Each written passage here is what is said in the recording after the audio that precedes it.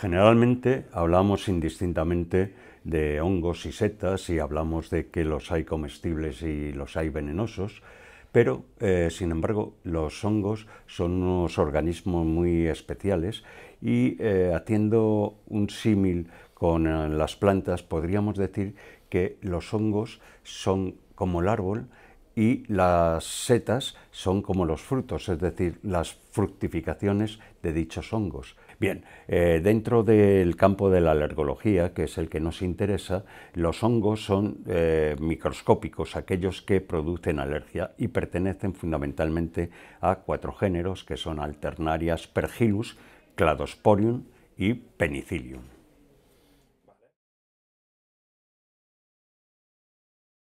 Bien, es una forma de hablar. Indistintamente, digamos en el lenguaje coloquial, hablamos de alergia a hongos, a mohos o alergia a la humedad. Bien, los mohos realmente son unos hongos especiales, filamentosos, que forman colonias. Estas colonias dan lugar, por ejemplo, a las manchas negras que aparecen en las paredes de humedad. En realidad, la mayor parte de los hongos que producen alergia, alergénicos, son mohos, pero podemos decir que realmente casi todos los hongos o prácticamente todos los hongos que producen alergia son mohos. Desde este punto de vista, lo más correcto sería hablar de alergia a los mohos, pero bueno, indistintamente utilizamos alergia a hongos o a mohos. Y la humedad, bueno, pues la humedad no es nada más que la cantidad de vapor de agua suspendido en el aire ambiental, pero evidentemente el hecho per se de la humedad no produce alergia. Lo único que sí sucede es que muchas especies de hongos proliferan con mayor cantidad y con mayor facilidad en zonas húmedas o en ambientes húmedos. Por eso se ha hecho sinónimo alergia a la humedad de alergia a hongos o a mohos. Bueno, los hongos como son organismos microscópicos que forman parte del polvo ambiental que respiramos y en el fondo pues producen la misma sintomatología que pueden producir otros alergenos constituyentes también de ese polvillo ambiental, como pueden ser los pólenes, la caspa de animales, los ácaros del polvo doméstico. Pueden provocar básicamente cuadros de conjuntivitis y rinitis que generalmente se asocian en forma de rinoconjuntivitis.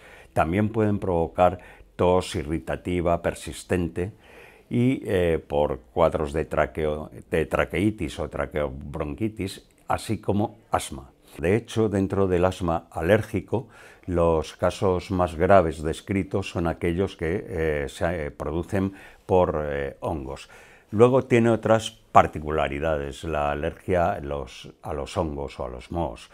Hay una serie de enfermedades, que muchas de ellas de ámbito profesional o ocupacional, que son las neumonitis por hipersensibilidad o alveolitis alérgicas extrínsecas, que también lo pueden provocar ciertos hongos termófilos, y por último también los hongos pueden provocar un cuadro que se ha venido denominando aspergilosis broncopulmonar alérgica, porque es el hongo que lo produce con mucha más frecuencia, es un cuadro respiratorio grave, y hay otros hongos que también lo pueden producir, por lo que el nombre realmente adecuado sería micosis, que abarca todos los hongos, broncopulmonar alérgica.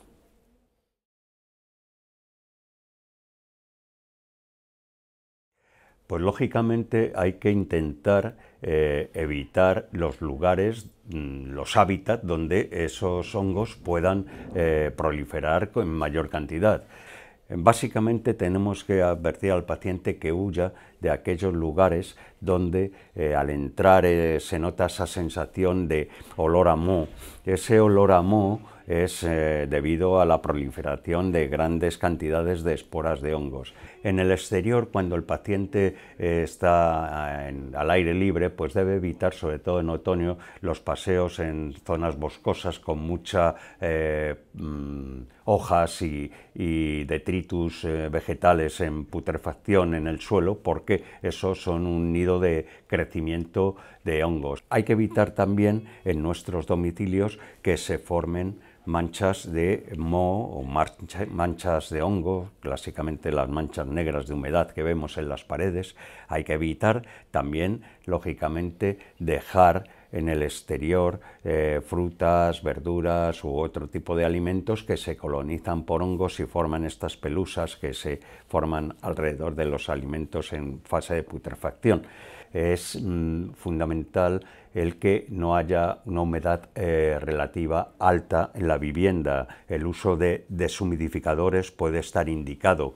Hay que vigilar también los conductos o los aparatos de aire acondicionado, porque en los filtros pueden crecer con mucha facilidad colonias de hongos. Todas aquellas medidas también conducentes a eliminar o disminuir el nivel de polvo de nuestros hábitats, pues son indicadas, porque al fin y al cabo los hongos no son nada más que parte de ese ecosistema que es el polvo doméstico, en el que conviven hongos, pólenes, ácaros, esporas, epitelios de animales, etc. Evitar ese acúmulo de polvo es recomendable para evitar la exposición a altas concentraciones de esporas de hongos.